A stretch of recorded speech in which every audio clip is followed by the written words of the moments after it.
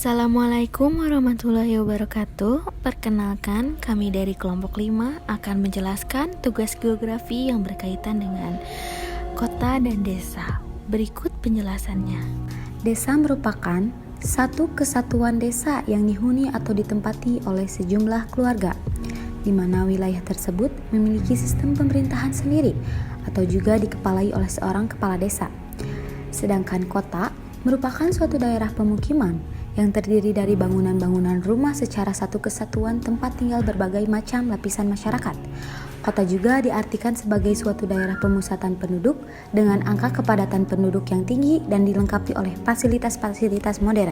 Zona interaksi desa dan kota menurut R. Bintarto tahun 1983, wilayah-wilayah atau zona interaksi adalah sebagai berikut. 1. City diartikan sebagai pusat kota suburban, subdaerah perkotaan, yaitu wilayah yang lokasinya berdekatan dengan pusat kota. 2. Suburban fringe, jalur tepi subdaerah perkotaan, yaitu suatu wilayah yang dilingkari subdaerah perkotaan. 3. Urban fringe, jalur tepi daerah perkotaan paling luas, yaitu semua batas wilayah terluar suatu kota.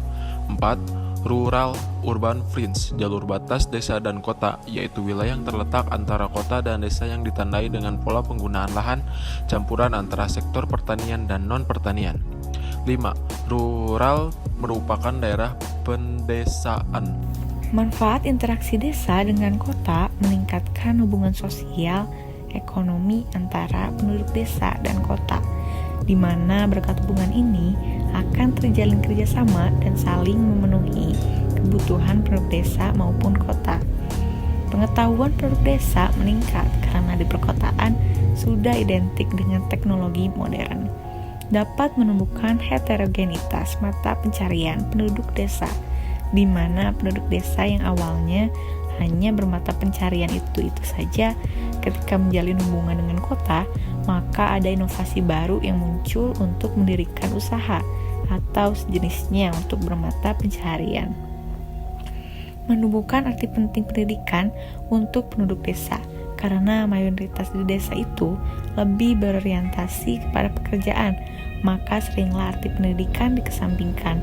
Maka hubungan itu akan mampu menumbuhkan kemauan dan semangat untuk mengejar cita-citanya. Teori titik henti adalah teori yang dimanfaatkan dalam kajian keruangan geografi. Teori ini digunakan sebagai dasar dalam penentuan pembatasan wilayah-wilayah fungsional. Berikut ada contoh soal mengenai teori titik henti.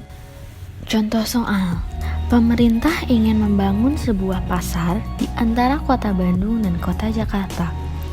Jika penduduk kota Bandung sebanyak 350 jiwa, penduduk kota Jakarta sebanyak 150 jiwa, dan jarak antara dua kota tersebut adalah 45 km. Tentukan di manakah lokasi pasar berdasarkan perhitungan titik henti. Lalu, bisa dijawab dengan menggunakan rumus DAB sama dengan DAB per 1 plus akar PA per PB. Lalu, DAB adalah jarak antara kota Bandung ke kota Jakarta.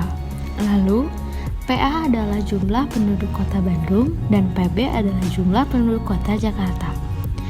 Lalu, bisa kita rumuskan DAB sama dengan 45 km per 1 plus akar 350.000 per 150.000.